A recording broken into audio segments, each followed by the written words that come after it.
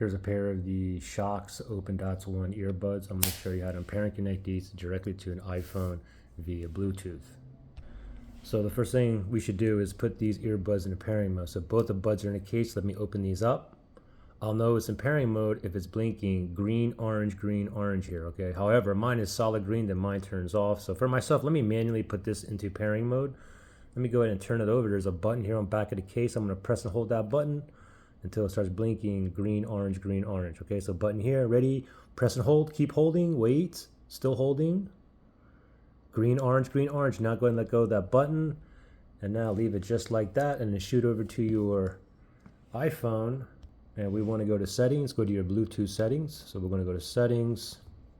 We're going to go to Bluetooth here. Make sure Bluetooth is toggled on, and then let's scroll down.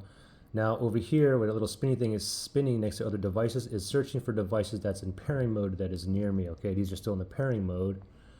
So it should pop up here. Let's give it a second, give it a moment here, see if it finds it.